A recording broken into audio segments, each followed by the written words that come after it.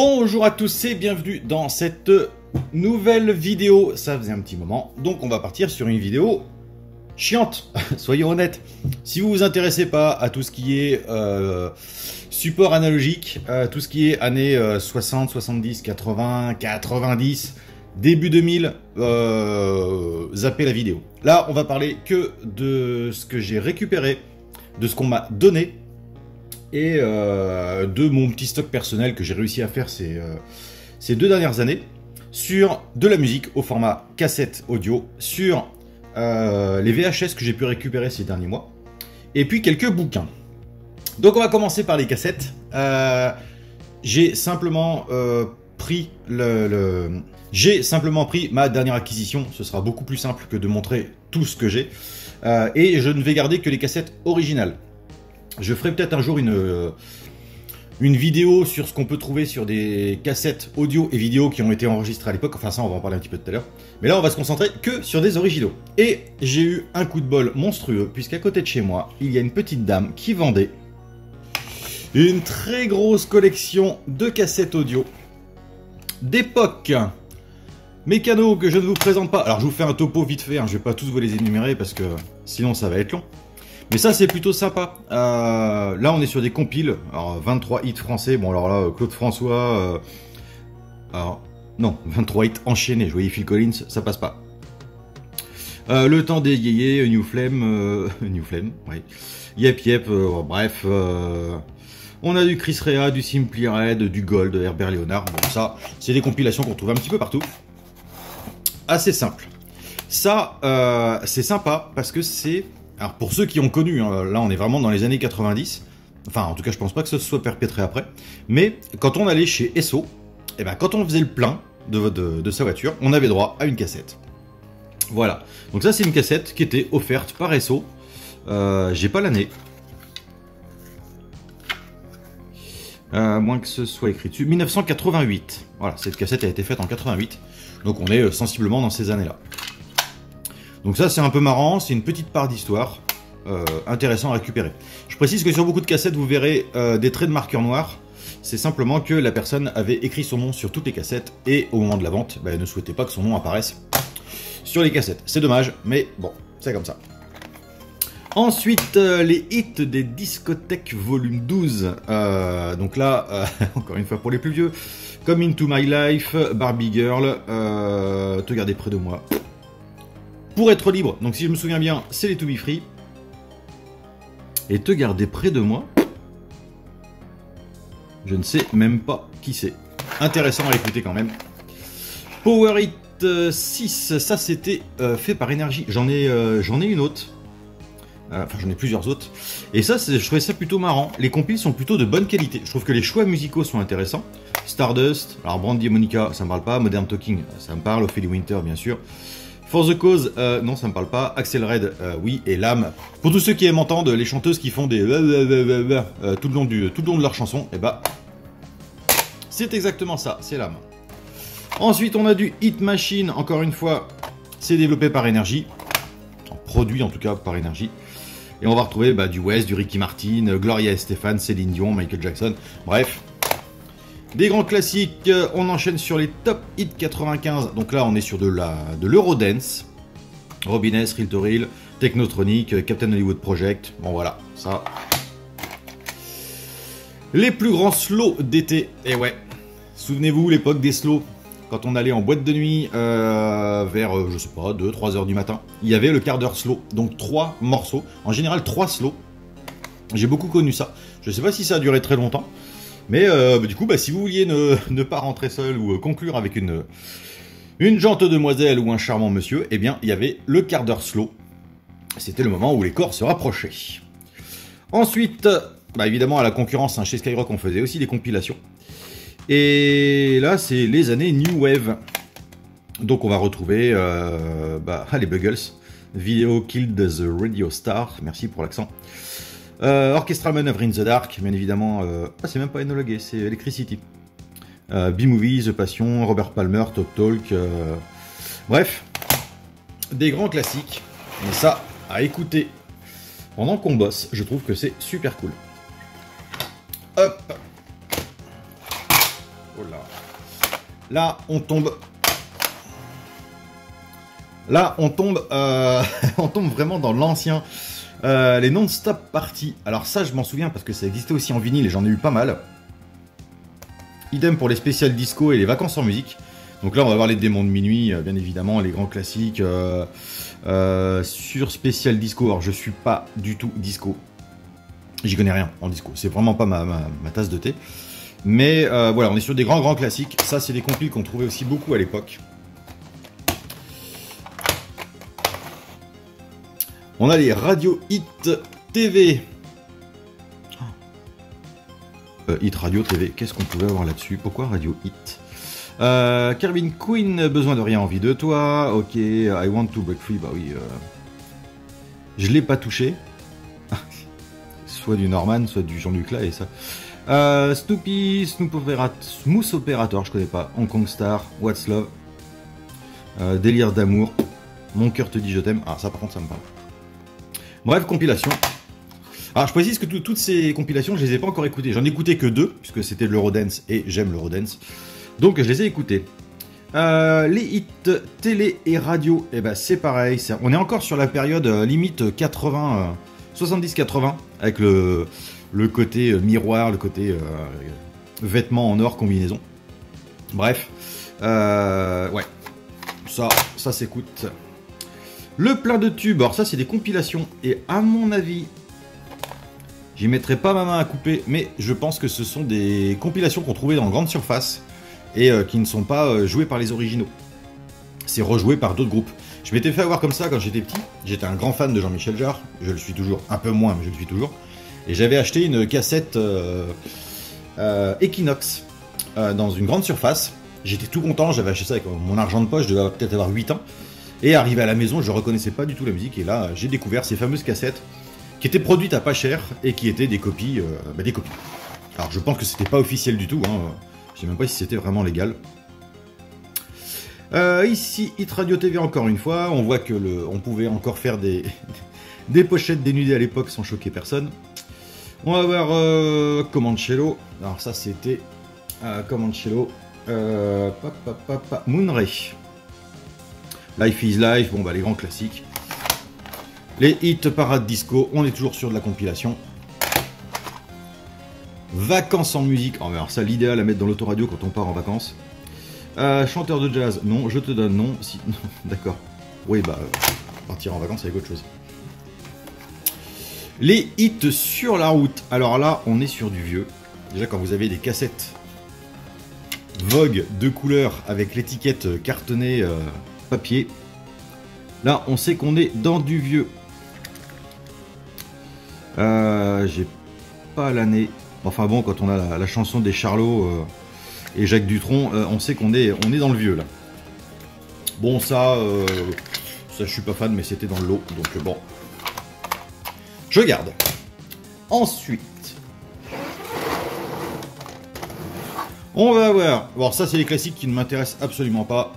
Alors j'aime bien Sardou, hein, mais bon, c'est pas des cassettes que j'écoute. Serge Lama, Michel Sardou, c'est même plus des compiles. À nous les hits.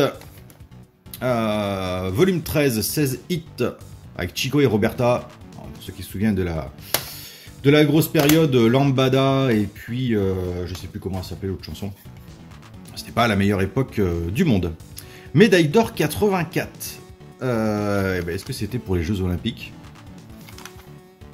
Aucune idée. Et je ne connais que Alphaville dans le tas. Compile volume 4. Ben je l'en double. Ouais, je l'en double. Hop. Hit Radio volume 13. Encore une fois, des nanas un petit peu dénudées. Au bout de mes rêves. C'est de quel côté? La mer, Géopardy. Et, alors voilà. À nous les hits. Bon. Touch Me. C'était pas I Wanna Feel Your Body. Bref. Ça, c'est ce qui m'intéresse. De l'Eurodance. Tout ce qui est Dance Machine. Tout ce qui était... pop.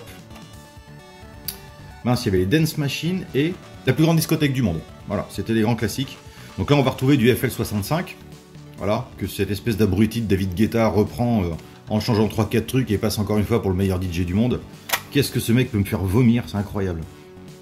Bref, FL65, Move Your Body, donc c'est pas I'm Blue, ou I Feel Good, comme dirait David Grotta. On va avoir du Alice DJ, du Venga Boys, du Precioso, du Britney Spears, Texas Organize, Vibe, Norma Ray, Florent Pagny, Joli Môme. Alors ça, si je vous trouve un lien, je vous le mets. Mais alors, Florent Pagny qui chante Joli Môme en Eurodance, je peux vous dire que ça m'a un peu surpris les oreilles. Bon bref, ça c'est l'Eurodance, ça j'aime bien. Malheureusement, il n'y en a pas beaucoup dans le tas. À nous les hits, encore une fois. Bon. Et puis Super Disco Hit. Ça c'est des classiques disco. Moi, je l'ai déjà dit, c'est pas mon truc.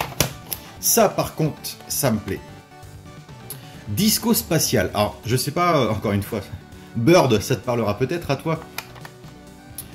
Disco spatial, c'était une époque qui va tout à fait avec... Hop, on en parlera tout à l'heure. Hein.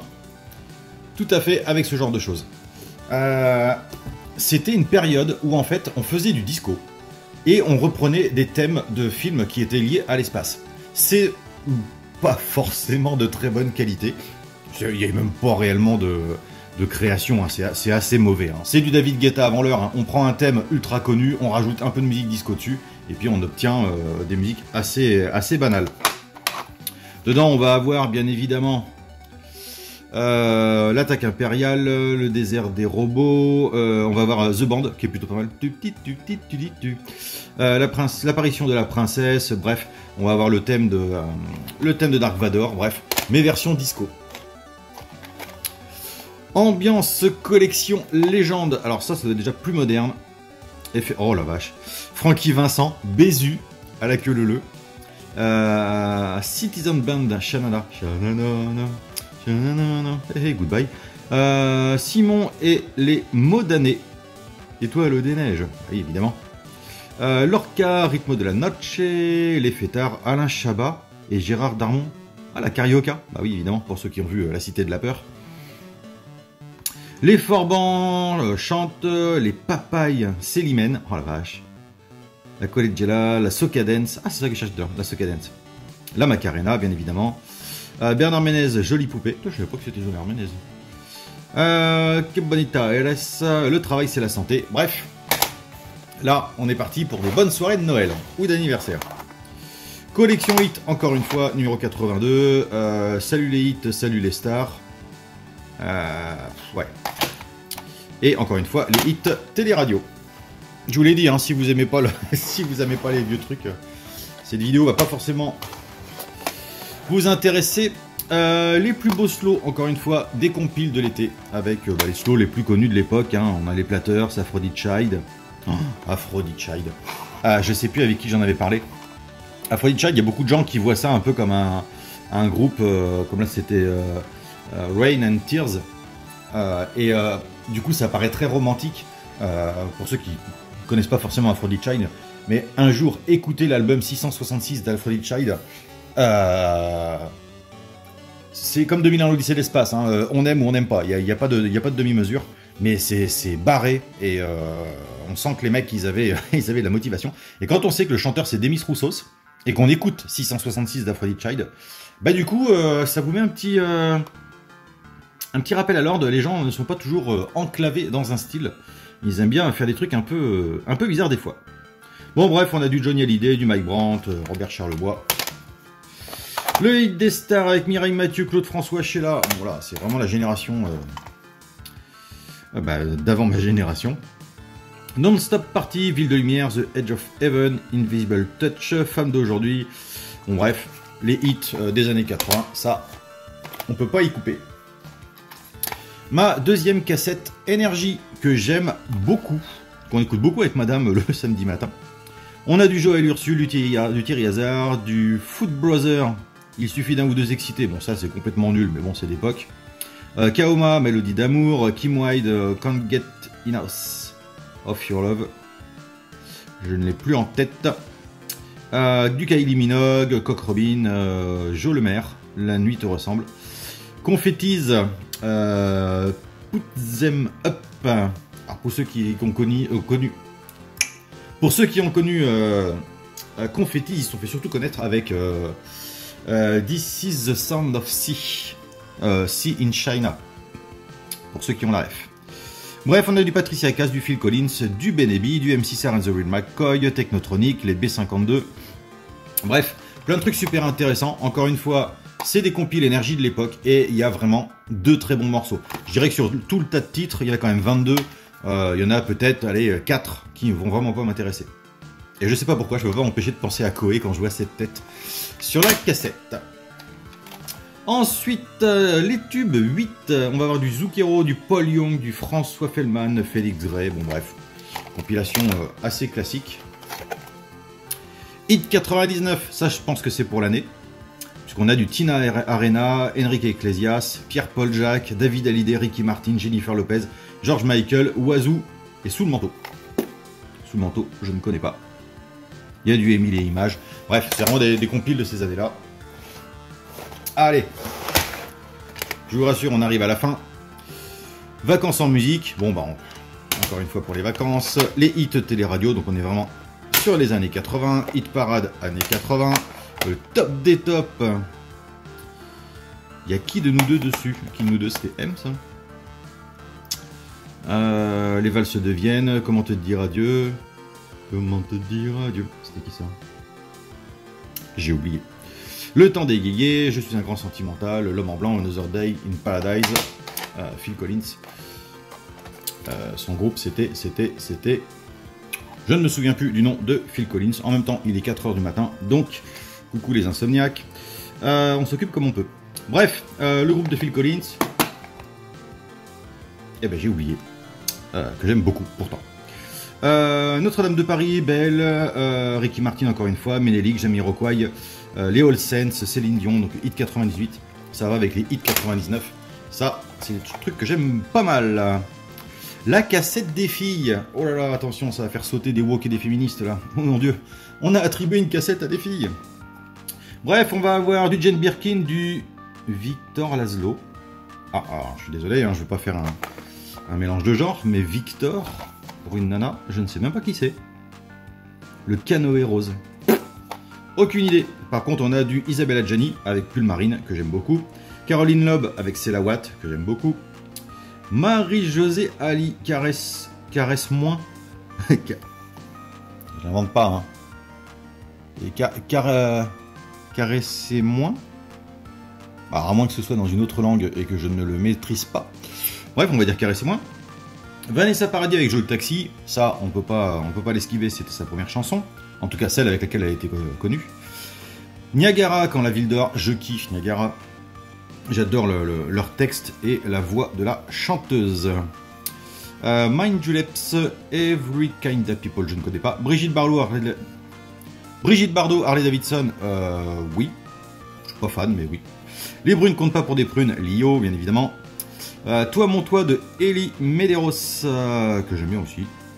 Bananarama, Vénus, Mylène Farmer, Libertine. Je suis Libertine. Oh, il est 4 h, faut pas que je chante. Corinne Charby, Pile ou Face, évidemment. Carmel, Sally, je connais pas. Luna Parker, TZ Adam, Eric. Un compil que j'écouterai certainement cet après-midi en préparant quelques colis.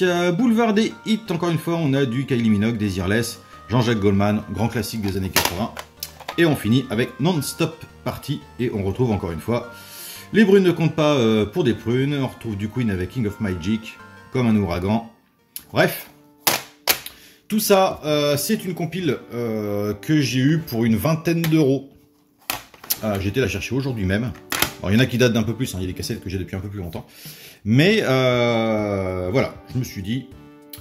J'aime bien tout ce format, je trouve que c'est une époque, en même temps c'est mon époque, donc pour l'instant ça vaut rien, encore une fois, ça vaudra peut-être de l'argent un jour, ça ne vaudra peut-être rien du tout, mais tant qu'on peut se faire ces petites collections quand ça ne vaut pas encore trop cher, bah autant le faire, hein. Autant vous dire que c'est pas avec nos rétro-machines qu'on peut dire le contraire. Rappelons-nous qu'il y a moins de 10 ans, parce qu'on peut dire 6-8 ans, on achetait encore un Amiga 500 en brocante pour à peine 5 ou 15 euros avec les extensions complets et avec un 1084S en bas d'état. Ensuite, ça c'est un retour de déchetterie. Alors, j'avais envoyé ça à Rodrigue parce que pour moi c'était lui qui était le plus apte à m'identifier. Donc ce sont des cartouches de mémoire de 32 kg. Donc TSXRPM6416 et Prom Cartridge 64 kg. Apparemment ce sont des cartouches mémoire pour des machines-outils. Voilà. Alors j'avais trouvé un lien, j'essaye de vous le mettre en incrustation, avec le prix d'époque. Alors ça valait une véritable fortune. Clairement, ça, je ne garde pas, si quelqu'un est intéressé. Je referai une vidéo sur les trucs dont je vais me séparer avant mon déménagement. Mais voilà, si jamais quelqu'un est intéressé, n'hésitez pas. Un commentaire ou un mail, je prends. Ensuite, on en a parlé dans le dernier live. J'ai découvert il y a peu, honte sur moi, qu'il existait une suite à 2001, l'Odyssée de l'espace, et 2010. Donc il existe 2061 et 3001. Merci la boutique livre d'Amazon, puisque j'ai pu me fournir du coup les 4 exemplaires. Donc je les voulais en livre, j'ai pas pris les moins chers. Je pouvais avoir les formats poche pour 3 €, mais après je pouvais avoir les formats cartonnés, que voilà, esthétiquement c'est chouette, je compte beaucoup sur l'esthétique. Mais donc j'ai pu me récupérer 2001, que je n'ai jamais lu. J'ai vu plusieurs fois le film, je suis... Je sais pas si je peux dire que je suis un grand fan, parce que je vais pas défendre ce film. Pour moi, c'est un chef-d'œuvre, dans le sens où c'est un film qui m'a énormément marqué, que j'ai vu déjà tout petit. J'avais pas 10 ans la première fois que je l'ai vu. Et à chaque fois que j'ai revu ce film, à chaque fois, il m'a fasciné. Mais c'est vrai que si on regarde que le film de Kubrick, il y a trop de questions. Il y a trop de questions sans réponse. Et ce que je ne savais pas, c'est que c'est un roman d'après un scénario de Stanley Kubrick et donc de Arthur C. Clarke. Je savais pas que Kubrick avait participé à l'écriture du scénario. Pour moi, Arthur C. Clarke était l'auteur du bouquin et Kubrick avait fait un film sur ce livre. Pas du tout, ils y ont participé tous les deux. Donc, dès que j'ai un moment, j'attaque ça. Ensuite, 2010. Pareil, j'ai vu le film. J'ai eu l'occasion de lire le livre, que j'avais beaucoup apprécié puisqu'il donne quelques petites informations sur 2001. J'ai été obligé de le racheter, parce que du coup, je l'ai plus. Et ensuite, on rentre sur 2061. Alors là, j'ai appris son existence il y a seulement quelques semaines. Pourtant, c'est un bouquin qui date, hein, très honnêtement. Il a été édité il y a déjà... C'était encore en francs, hein, donc... je sais pas si on peut voir la date d'édition. On va essayer de voir ça. On reviendra sur le tampon, hein. 1989, 87, 89, ouais, je sais pas à quelle date on doit se référer. Bon, évidemment, quand vous achetez des bouquins d'occasion, je pense qu'il y a un commerce là-dedans, puisque ce sont, celui-là, mais c'est pas la première fois que ça m'arrive. C'est un livre qui vient d'une bibliothèque. Je trouve que c'est vraiment pas cool. Alors, est-ce que les gens mettent une fausse identité pour récupérer des bouquins et puis les revendre après? Là, j'en sais rien. Bon, c'est le seul, hein, sur les 4. Mais bon, disons que ça peut arriver. À l'inverse, alors je leur fais un petit peu de pub vite fait, hein, mais celui-là, il vient de lelivre.fr. Donc ils ont une boutique sur Amazon, mais ils ont un site internet. Et ils font du rachat et de la vente de livres.